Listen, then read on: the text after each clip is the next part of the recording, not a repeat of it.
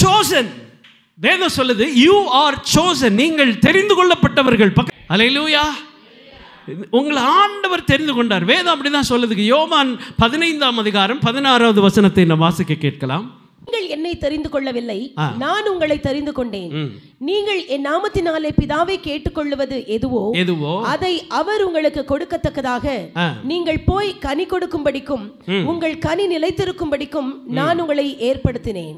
ஆண்டவர் ஒரு நோக்கத்திற்காக நம்மை தெரிந்து கொண்டாராம். ஆமென். There is a purpose for the selection. நம்மளை ஆண்டவர் செலக்ட் பண்ணதுக்கு ஒரு நோக்கம் இருக்கிறது. எத்தனை பேர் ஆமென் சொல்லுவீங்க? இது பாருங்க, நாம போய் ஆண்டவரை தெரிந்து கொள்ளலையா, அவர் நம்மளை தெரிந்து கொண்டாராம். எவ்வளோ பெரிய பாக்கியம் இல்லை? இப்போ நம்ம தெரிந்து கொள்றதுன்னா he is one God இல்லையா? there is no other God besides him. வேற தெய்வனே கிடையாது. அவர் ஒருவர் தான் தெய்வன். நம்ம செலக்ட் பண்ணுறதுக்கு போய் ரொம்ப கஷ்டத்தெலாம் பட தேவையில்லை. அவர் ஒருத்தர் தான் இருக்கார். அவரை செலக்ட் பண்ணிட்டு ஆண்டவரை நீங்கள் தான் பிடிச்சிக்கலாம். ஆனால் நம்மளை செலக்ட் பண்ணுறதுக்கு அவருக்கு எவ்வளோ பெரிய பிரச்சனை இருக்குது தெரியுமா? நம்ம ஒரே ஒரு ஆளா? நம்ம எவ்வளோ பேர்? பெரிய கூட்டம், பெரிய ஜனக்கூட்டம். அதுக்குள்ளே ஆண்டவர் என்ன செய்கிறாரு? அதுக்குள்ள கர்த்தர் என்னை தெரிந்து கொண்டாரு. நம்ம பாடணும் இல்லையா? என்னை கண்டார் இயேசு, என்னை கண்டார், உள்ளங்கையில் என்னை வரைந்து கொண்டார், கண்ணுக்குள்ளே என்னை வைத்து கடைசி வரைக்கும் காத்து கொள்வார். அவர் என்ன பார்க்கறது எவ்வளோ பெரிய காரியம் இல்லை? எத்தனையோ பேர் இருக்கிறாங்க உலகத்தில், எவ்வளோ பெரிய அறிவாளிகள், ஞானிகள், பணக்காரர்கள், பெரிய பெரிய திறமைசாலிகள் இருக்கும் பொழுது அவர் என்னை தெரிந்து கொண்டாரு. ஹவு ப்ரிவிலேஜ்ட் ஐ ஆம். எவ்வளோ பாக்கியசாலி நான். அப்படி நினச்சோம்னா நமக்கு சும்மா இருக்க முடியுமா? தேவ சமூகத்தில் நம்மளால் அப்படி சும்மா இருக்க முடியுமா? எவ்வளோ பெரிய கிருபை ஆண்டவர் எனக்கு என்ன செஞ்சிருக்கிறாரு, கொடுத்திருக்கிறாரு. அல்லேலூயா. 1000 பேரில் ஒரு ஆளாக இருந்தால் கூட அதுவே பெரிய விஷயம். ஆனால் நம்ம 1000 பேர்த்தில் ஒருத்தர் இல்லை. நம்ம எத்தனை பேரில் ஒருத்தர் சொல்லுங்களேன்? கோடியில் ஒருத்தர் இல்லை? ஆமாம்.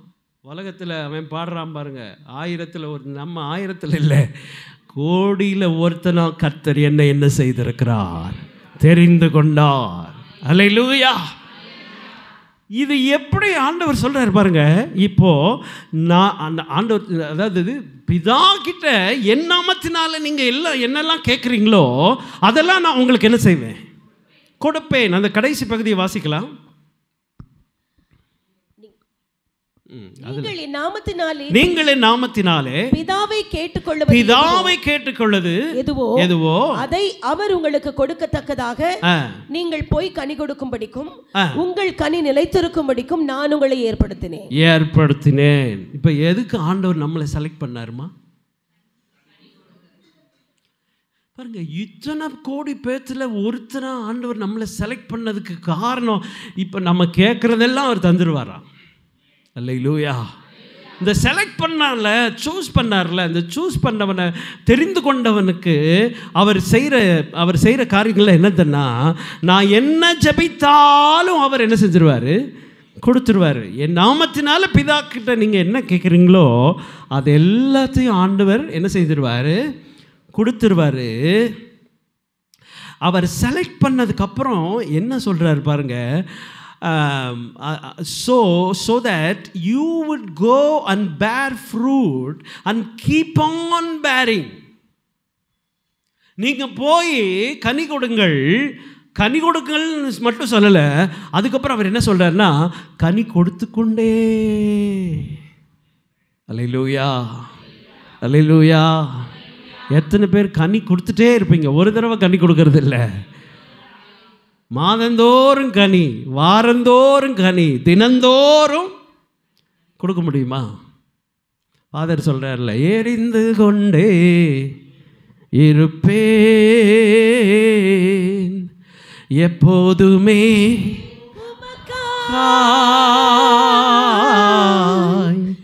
என் ஜீவன் பிரியும் வரை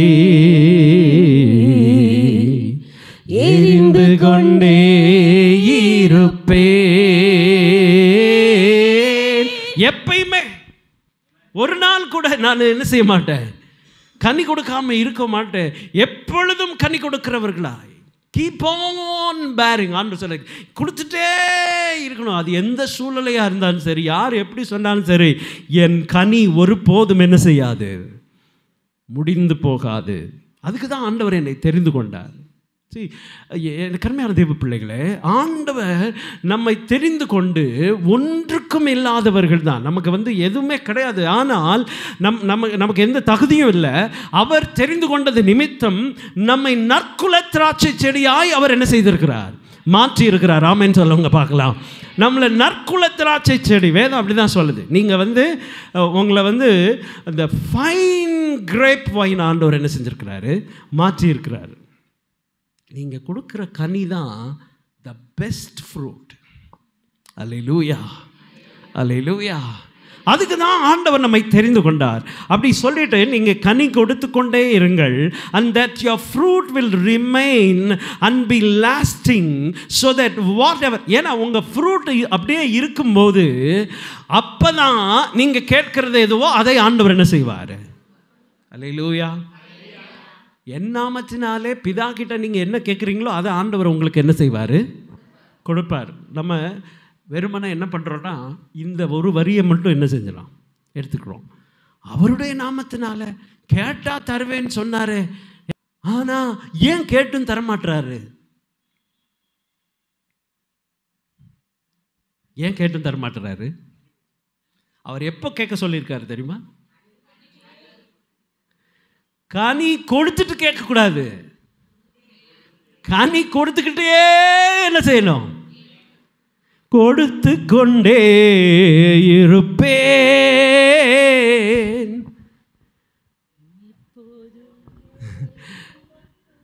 கனி கொடுத்துட்டே இருப்பேன். அல்லேலூயா. இந்த சீசன் இருக்கோ இல்லையோ, சீசனல் ஃப்ரூட்ஸ் கேள்விப்படுறீங்கல்ல. மாங்காய் எப்போ வரும்?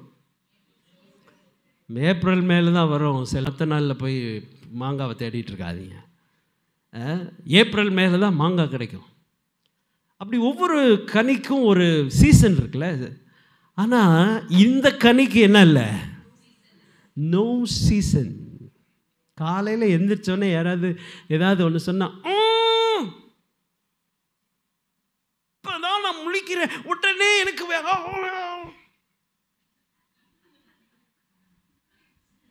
எந்திரிச்சோன்னே குளிக்கவே முடியாதுமா, அதனால கொஞ்ச நேரம் நான் என்ன செய்கிறேன், படுத்து கொண்டே இருப்பேன் சுடுதண்ணியை ஊற்றும் வரை. கனி கொடுக்கணும். சின்ன பிள்ளைங்களோ பெரிய ஆளோ என்ன செய்யணும், டென்ஷன்மா, உனக்கு தெரியாதுமா, எனக்கு தெரியுமா, மூக்கில் குத்தணும்.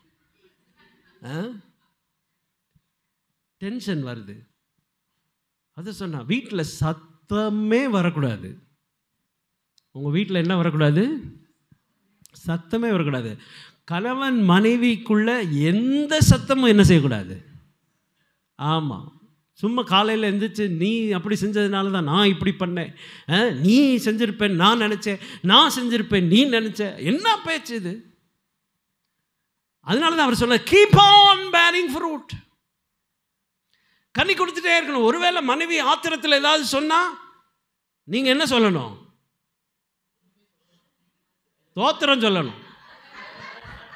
அவள் ஆத்திரத்தில் நீங்கள் சொன்னால் நீங்கள் தோத்திரம் சொல்லணும். ஒருவேளை புருஷன் ஆத்திரத்தில் சொன்னால் மனைவி என்ன சொல்லணும்,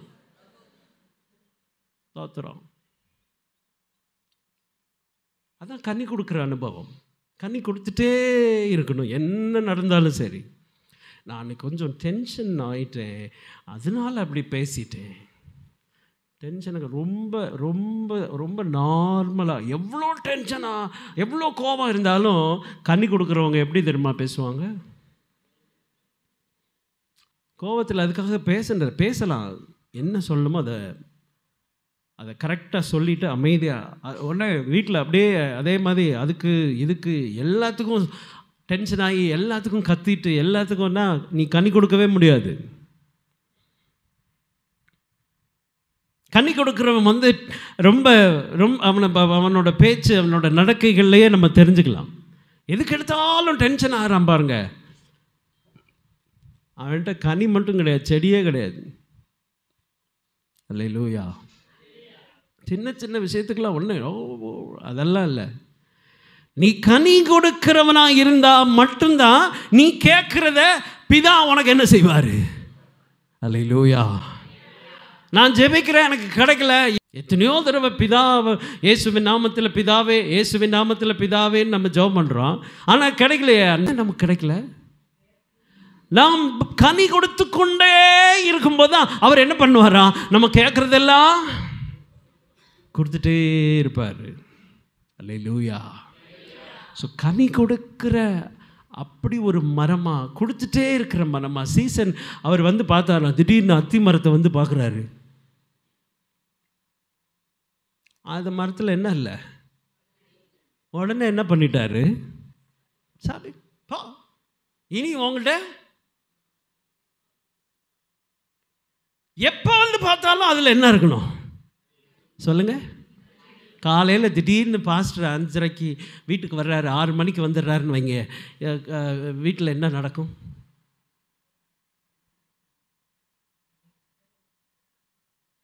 அஞ்சு 5:30க்கு இல்லை 6 மணிக்கு வந்து கதவை தர்றாரு. ஹலோ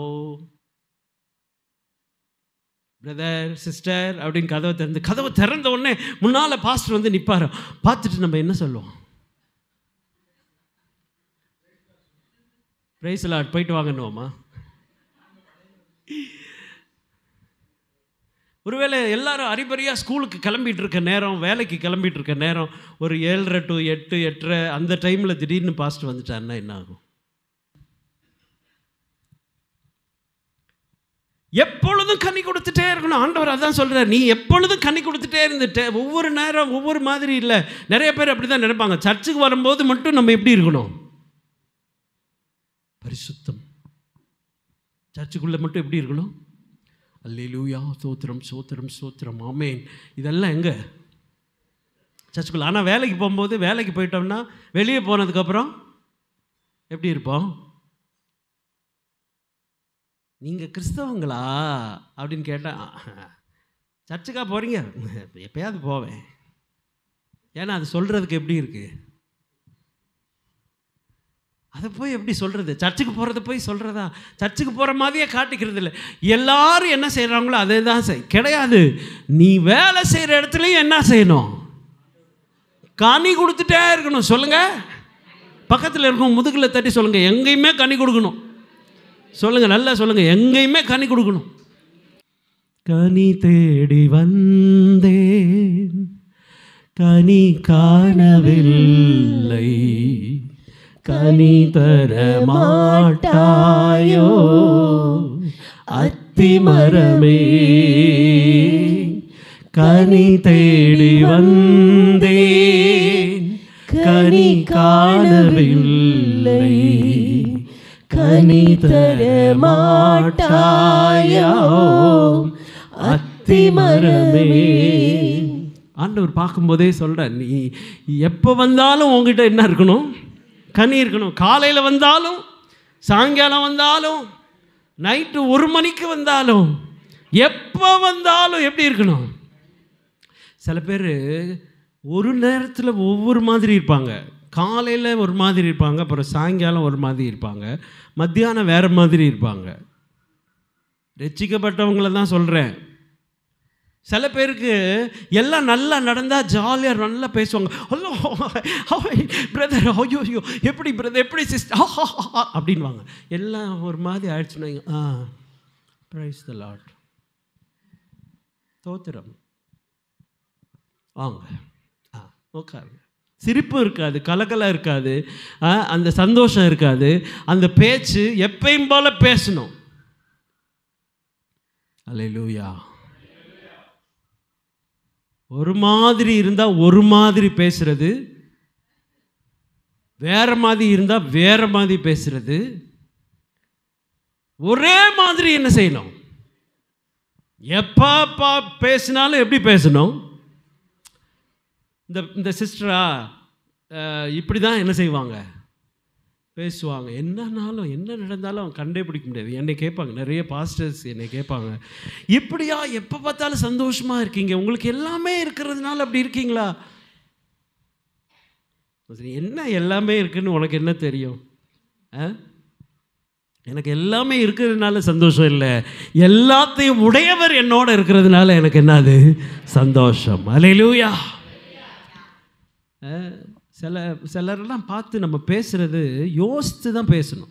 இவங்க எப்படி இருக்காங்க, இவங்க மூடு எப்படி இருக்குது, இவங்க நல்லா இருந்தால் இவங்ககிட்ட நல்லா பேசலாம். மூடு வேறு மாதிரி இருந்தால் நம்மளும் கொஞ்சம் அமைதி.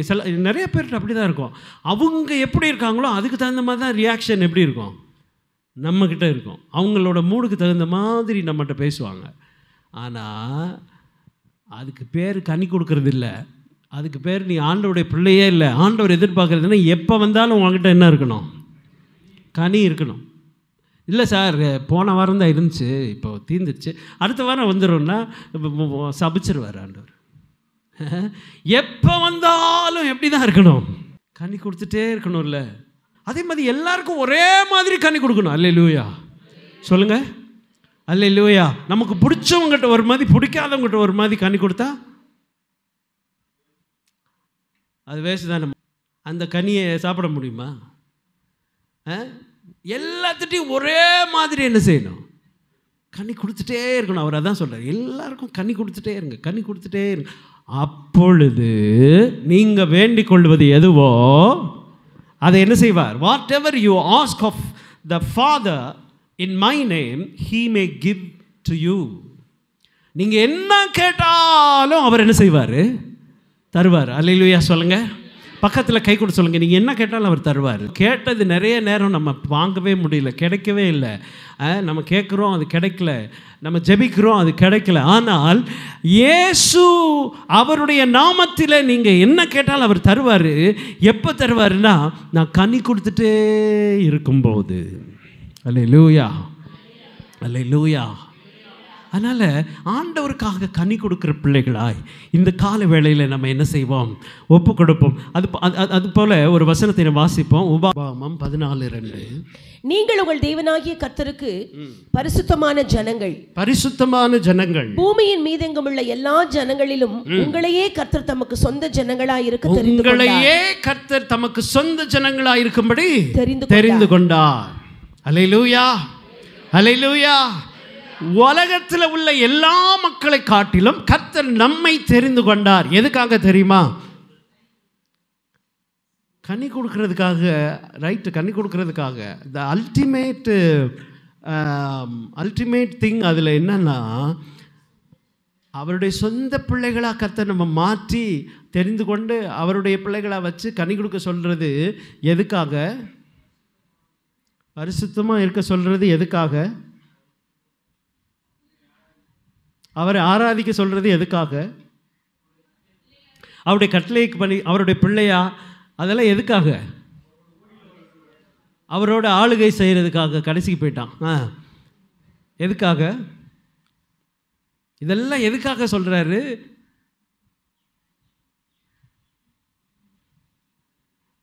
அந்த வசனத்தில் ஒரு கடைசியில் நம்ம வாசிக்கிறோம் பாருங்க. இதெல்லாம் செய்ய சொல்கிறது எதுக்குன்னா, நீங்கள் கேட்குறது எதுவோ அது உங்களுக்கு தர்றதுக்காக தான் இதெல்லாம் செய்கிறார் அவர். அல்லேலூயா சொல்லுங்க பார்க்கலாம். த அல்டிமேட் திங் என்னன்னா, நீங்கள் என்ன கேட்டாலும் உங்களுக்கு அவர் கொடுக்கணும். அதுதான் அவரோட ஆசை. அல்லேலூயா. That's is desire. அவரோட ஆசை அதுதான். என் பிள்ளை கேட்குதா, அதை உடனே நான் என்ன செய்யணும்? கொடுக்கணும். கொடுக்கணும்னா அவனுக்குள்ளே என்ன இருக்கணும்? இதுக்கு தான் நம்மளை இந்த பூமியில் இருக்கிற எல்லா ஜனங்களை பார்க்கிலும் ஆண்டவர் நம்மை நேசித்து நம்மை தெரிந்து கொண்டது காரணம் என்ன தெரியுமா? நமக்கு கொடுக்கணுன்றதுக்காக தான். அல்லேலூயா. நீங்கள் என்ன கேட்டாலும் ஆண்டவர் தரணும். அவருக்கு ஆசை அதுதான். என் பிள்ளை கேட்குறதெல்லாம் நான் என்ன செய்யணும்? கொடுக்கணும். அவருக்கு கொடுக்கக்கூடாதுன்னெலாம் கிடையாது. அவர் தராமல் இருக்கிறது இல்லை. நம்ம கேட்குறது ஆண்டவருக்கு எல்லாமே தெரியும். ஆனால் டிலே ஆகுது, கிடைக்க மாட்டேங்குது. ஏன்னா நான் இன்னும் என்ன செய்யலை, இன்னும் கொடுத்தேன். கனி கொடுக்காமலாம் இல்லை. ரட்சிக்கப்பட்ட புதுசில் நான் என்ன செய்தேன்? கனி கொடுத்தேன். அதுக்கப்புறம் கொஞ்சம் வேறு மாதிரி அப்படி போயிட்டு, அப்புறம் அடுத்த வாரம் திரும்ப கொஞ்சம் கனி கொடுத்தேன். அப்புறம் சொந்தக்காரவங்க ஃபங்க்ஷன் வந்ததுனால கனியை தூக்கி ஓரமாக வச்சுட்டு அதுக்கு போயிட்டேன். அப்புறமா கொஞ்சம் கனி கொடுத்தேன். கொஞ்சம் தேவைகள் அதிகமாக இருந்ததுனால கொஞ்சம் என்ன செய்யலாம், கனியை கொஞ்சம் என்ன செய்வோம், மறைச்சி வைப்போம். அது வரைக்கும் ரொம்ப ஆர்வமாக தசமம் கொடுக்குறது என்ன இருக்கட்டும், காணிக்க போடுறது என்ன இருக்கட்டும், ஊழியத்துக்கு வர்றது என்ன இருக்கட்டும், எல்லாம் அப்படியே இருந்துச்சு. ஆனால் இப்போ கொஞ்சம் தேவை இருக்குல்ல, அதனால இந்த காணிக்கை விஷயம், இந்த தசமாக விஷயம், இந்த ஆண்டவர் கொடுக்குறதெல்லாம் கொஞ்சம் என்ன செய்வோம், நிறுத்தி வைப்போம். அப்புறம் பார்த்துக்கலாம். அப்போ நான் ஆண்டவர் எதிர்பார்க்குற மாதிரி நான் கனி கொடுத்துட்டே இருக்கேனா, இல்லை கனி அப்பப்போ கொடுத்துட்டு அப்படியே நிறுத்துறேன்னா? அத்தி மரத்தை பார்த்தோன்னே அவர் சொன்னார், இதுக்கிட்ட கனி இல்லை சார், இது கனி கொடுக்குற காலம் இல்லை. கனி கொடுக்குற காலம் இல்லையா? நான் எப்போ பார்த்தாலும் அதுக்குள்ளே என்ன இருக்கணும்? கனி இருக்கணும். போன மாதம் கனி கொடுத்தேன், அது போன மாதம். இந்த மாதம் எங்கே போச்சு? ஏன் அப்படின்னா அவருடைய ஆசை என்னன்னா, நமக்கு ஆண்டவர் கொடுத்துட்டே இருக்கணும். நீ என்ன கேட்டாலும் அவர் தரணும். நான் கேட்டும் எனக்கு கிடைக்கலன்னா நான் இன்னும் கனி கொடுத்துட்டே இல்லை. எப்பயோ ஒரு தடவை கொடுத்தேன், இப்போ கொடுக்கல. இப்போ ஆண்டவருக்காக நான் கனி கொடுக்குற செடியா இல்லை. எங்கே ஒரு இடத்துல நாம் தவறுகிறோம், எந்த இடத்துல ஆண்டவருக்கு பிரியமில்லாமல் இருக்கோம், நம்முடைய காரியங்களை பார்த்துட்டு நம்முடைய சூழ்நிலைக்கு தகுந்த மாதிரி மாறிக்கிறோமா, நம்ம தேவைகளுக்கு தகுந்த மாதிரி நம்ம ஆண்டவர் காரியங்களில் தவறுறோமா? இன்றைக்கி பாருங்கள், நிறைய பேர் ரட்சிக்கப்பட்டு ஆண்டவருடைய பிள்ளையாக மாறி ஞானஸ்நானம் எடுத்து அவரோடு ஐக்கியப்பட்டு அதெல்லாம் நடந்தாலும் இன்றைக்கும் கர்த்தருடைய கட்டளையை கை கொள்ளாத நிறைய பேர் இருக்காங்க. நிறைய பேரோட எதிர்பார்ப்பு என்ன தெரியுமா? அவர் எனக்கு தரணும். 99% எதிர்பார்ப்பு எப்படி இருக்குன்னா, அவர் எனக்கு தரணும், நான் எதுவுமே தரமாட்டேன். ஒன் வே டிராஃபிக் தான் நான். ஆண்டவருக்கு நீ கேட்குறதெல்லாம் தருவேன்னு சொன்னார்ல. அப்போது அவருக்கு நான் என்ன, அவருடைய கட்டளையை அட்லீஸ்ட் நான் என்ன செய்கிறதில்ல, நிறைவேற்றுகிறது இல்லை. ஆண்டவர் பாருங்கள், இந்த காணிக்கை பெட்டி பக்கத்தில் நிற்கிற அதை நான் ரொம்ப ஆச்சரியமாக இருக்கும். காணிக்கை பெட்டிக்கிட்ட நிற்கிறார். எதுக்கு?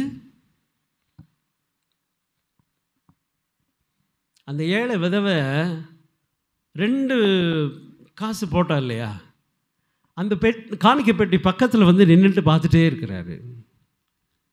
பார்த்துட்டே இருந்துட்டு சீஷர்களை பார்த்து சொல்கிறாரு, எல்லாரும் காணிக்கை போட்டாங்க, ஆனால் இந்த ஏழை விதவை என்ன செய்தாள்?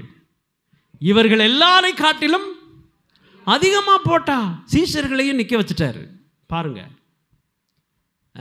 யாரெல்லாம் எவ்வளோ போடுறாங்க நல்லா பாருங்க. பார்த்துட்டே இருக்கும்போது சீஷர்களை கேட்குறாங்க, இல்லை ஆண்டவரே, மற்றவங்கெல்லாம் நிறைய போட்டாங்களே, இவளை போய் 2 பைசா போட்டவளை நீங்கள் நிறையான்னு சொல்கிறீங்களேன்னா அவர் சொல்கிறாரு, அவர்களெல்லாம் அவர்களுக்கு இருந்த நிறைவிலிருந்து கொஞ்சத்தை எடுத்து போட்டாங்க, ஆனால் இவள் அடுத்த நேரம் அவளுக்கு சாப்பிட்றதுக்கே அவ்வளோதான், அதையும் என்ன செய்தாள்? அவள் போட்டா. அதனால் சதவிகிதம் பார்த்தா இவள் 100% என்ன செய்திருக்கிறாள். Hallelujah. That is bearing fruit. கனி கொடுக்கறது அதான், கனி கொடுக்குற அனுபவம் அதான். எல்லாம் அவரை எனக்கு கொடுக்கணும், ஆனால் நான் என்ன செய்ய மாட்டேன், நான் ரொம்ப கஞ்சமாக தான் இருப்பேன். நான் ரொம்ப எனக்கு அவருக்கு தரும்போது அவர் எப்படி இருக்கணும்? தாராளமாக இருக்கணும்.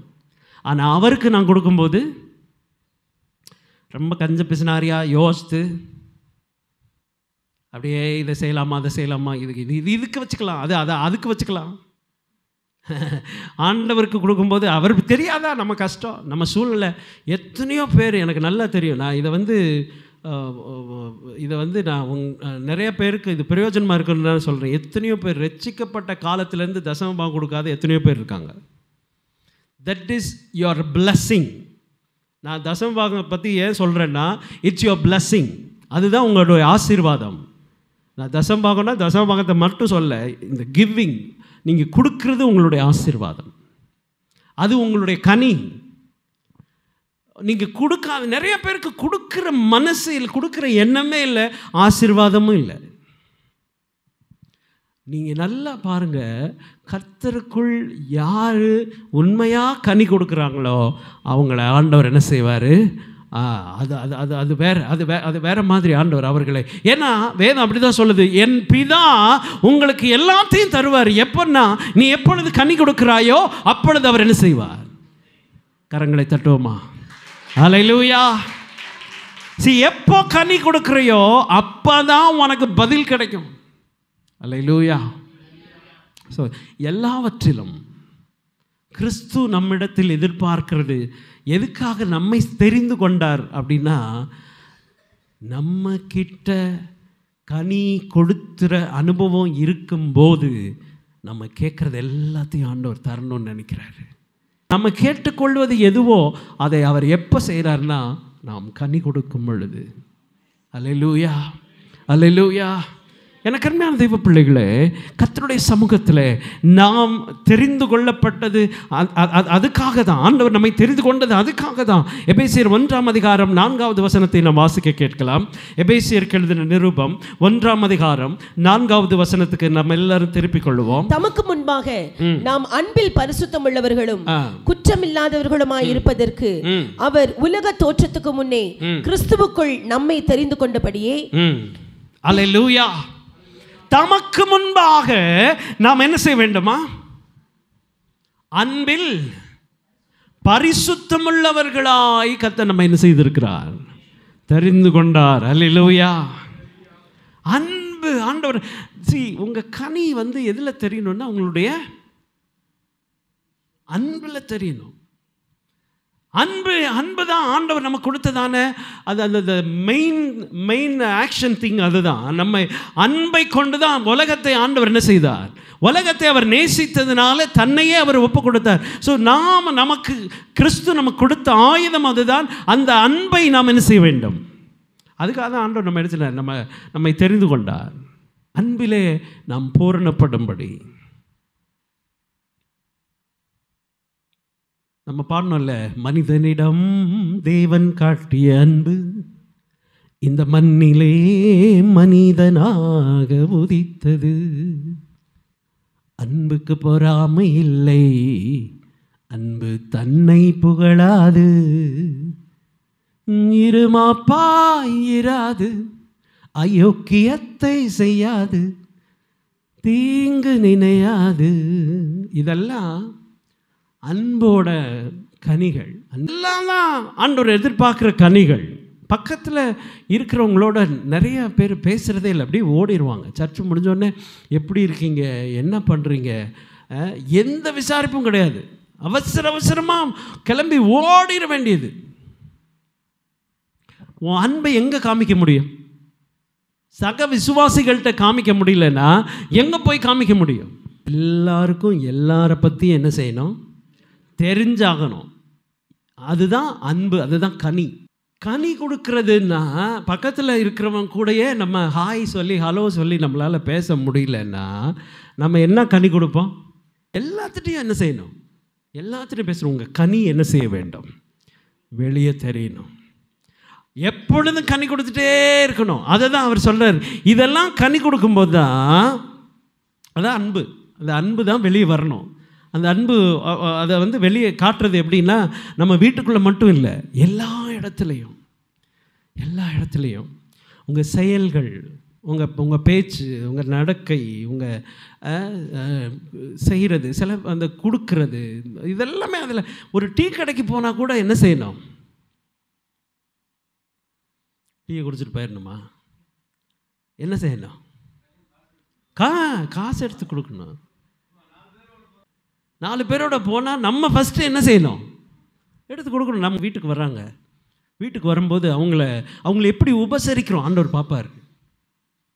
அவங்ககிட்ட எப்படி பேசுகிறோம் ஆண்டவர் பார்ப்பார். சில பேர் மனசுக்குள்ளே வச்சுக்குவான், இவங்க வராமல் இருந்தால் நல்லாயிருக்கும். ஆனால் வாயில் எப்படி பேசுவான்னா, வாங்க வீட்டுக்கு வாங்க, ஐயோ வந்துடாதீங்க. நம்ம பேசும்போது அப்படி ஐயோ கண்டிப்பாக நீங்கள் வரணும்.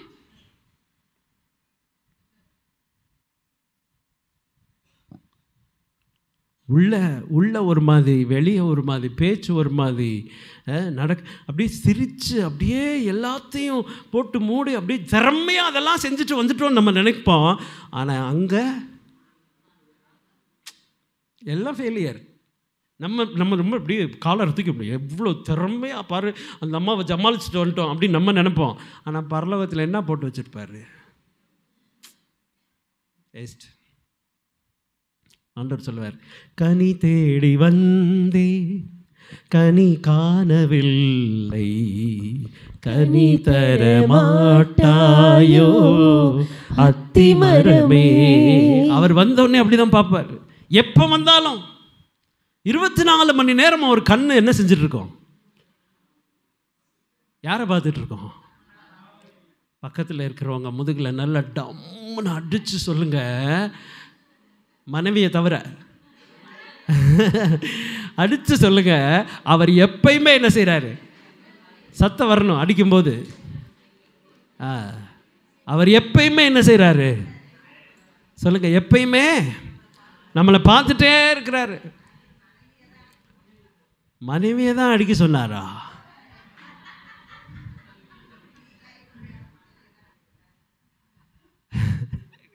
மனைவி அடிக்கக்கூடாது. அதனால் நம்ம எப்பொழுதும் என்ன கொடுக்கணும்?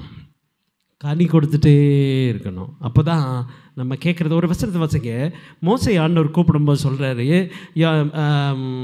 யாத்திராமம் 4ஆம் அதிகாரம் 10வது வசனம்.